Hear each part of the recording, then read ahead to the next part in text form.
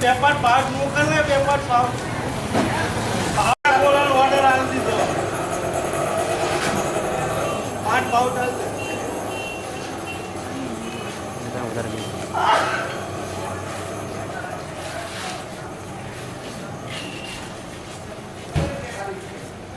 ધીમે હાલ તો જા अब जा हाल जाओ गाएगा वो जो सीधा दुकान है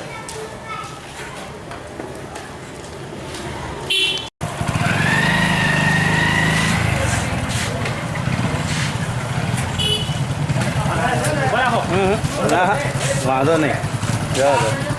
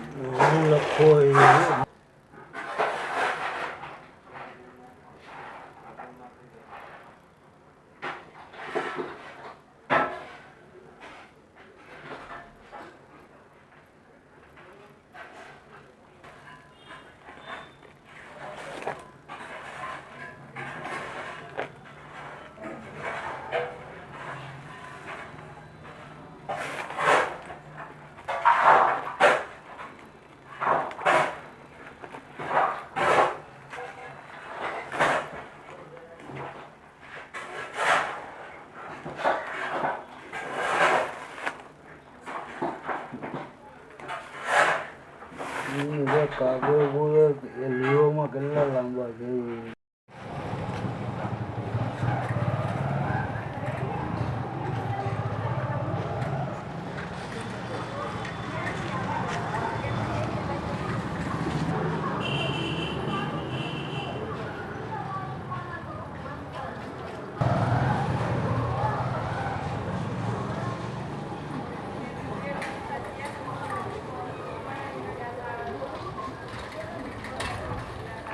જાઓ જાઓ આગળ.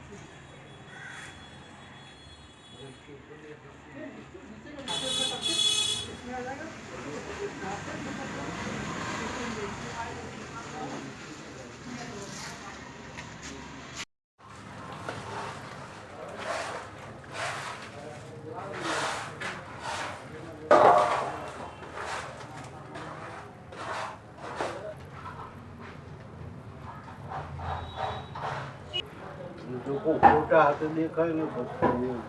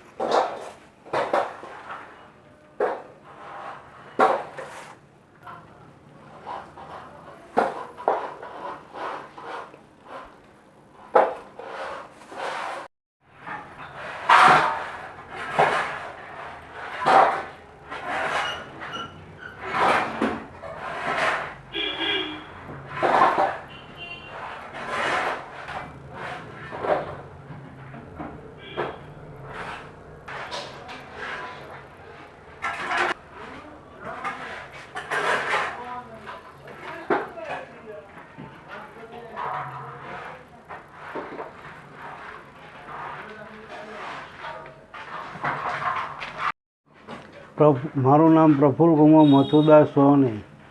હું 10/10/98થી વિરમગામથી સાયકલ યાત્રામાં નીકળ્યો હતો. 12 રાજ્ય ફર્યો. બિહાર, બંગાળ, ઉડીસા, MP, UP, હરિયાણા, મહારાષ્ટ્ર, રાજસ્થાન, કર્ણાટક આ બધે ફર્યો. હું નેચરોપેથીની દવા જાણો, બધા રોગોની, લોકોની સેવા કરી. લગભગ 2005ની સાલમાં પાછો આવ્યો છું. કયા સંદેશાથી તમે નીકળ્યા હતા? લોકોની સેવા. હું આજે નેચરોપેથી થિયરી, હું વનસ્પતિ થ્રુ બધા ઇલાજ જાણો એના માટે હું નીકળ્યો હતો. આપણે બહાર નીકળ્યા પણ લોકોને કોઈ ઓલી ભલાઈ કે એવું કંઈ આપણને રાસ આવ્યો નથી. ખાલી આપણે બહાર ફર્યા, લોકોને જોયું, લોકોને ઠીકઠાક કર્યા, પણ કોઈએ આપણને શું કહેવાય રિસ્પોન્સ નથી આવેલો. ઘર બહાર પડી ગયું એ કોઈ સપોર્ટ આવતો નહીં. સમાજવાળા બધા દુશ્મન છે. ઘરની 4 બહેનો કે કોઈ બોલતું ચાલતું નથી. મા પર દુશ્મન છે. ઘરે ફેમિલી પહેલાં શું કરતું હતું? તમે ક્યારથી નીકળી ગયા છો ઘરેથી? પહેલાં હું હોનીનો ધંધો કરતો હતો. હોનીનો ધંધો બંધ કરી આ બધું જાણતો હતો એના માટે હું નીકળ્યો બહાર. મેં લગભગ 7 વર્ષ બહાર ફર્યો અને હજી ફરી રહ્યો. પહેલાં સાયકલ લઈને ટૂરમાં નીકળ્યો ને હવે એમને એમ ફરવું. અત્યારે હાલમાં હું રાજસ્થાન જ છું. અત્યારે તમે વિરમગામ આવ્યા છો? હા. પહેલાં મારી ચોકસી બજારમાં દુકાન હતી. હોનીનો નંબર 1 કારીગર છું આખા ગામ ખાતે. 10/10/98માં હું લોકોની સેવા કરવાની એ રીતે હોની કામ, આ દવાનું કામ, કેટરસ બધું કામ જાણતો. મારી કલા દેખાડવા હું બહાર નીકળ્યો. પછી લગભગ 5ની સાલમાં હું પાછો આવ્યો.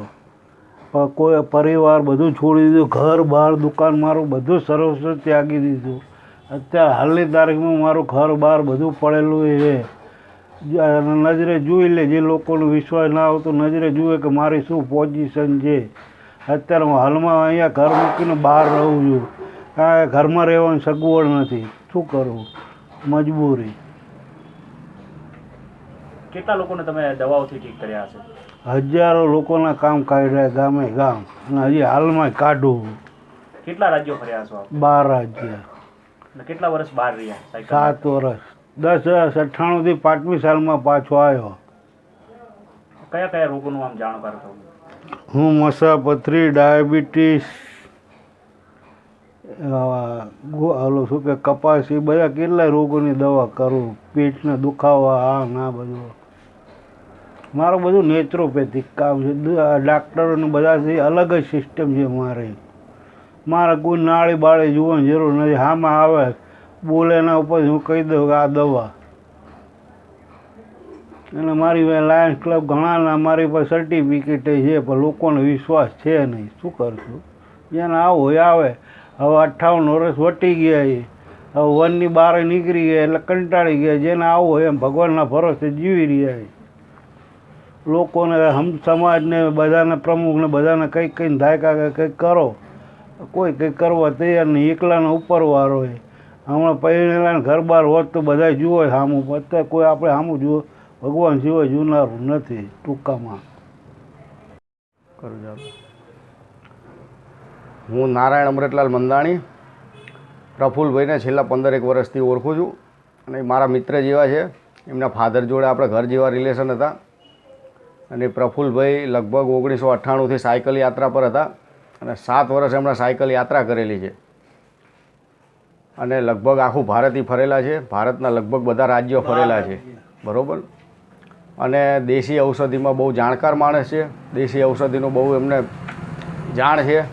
દરેક રોગની એમની પાસે ઔષધિ રાખે છે તથા એનું નિવારણ કરે છે. દરેક રોગનું એ બધું જાણકાર છે. પણ કુદરતને આધીન અત્યારે એમની એવી પરિસ્થિતિ ખરાબ છે કે રહેવા માટે ઘર નથી, ખાવા માટે અનાજ નથી. ઘણી વખત અમે બધા મિત્ર ભેગા થઈને એમને ખાવા પીવાનું કરી આપીએ છીએ.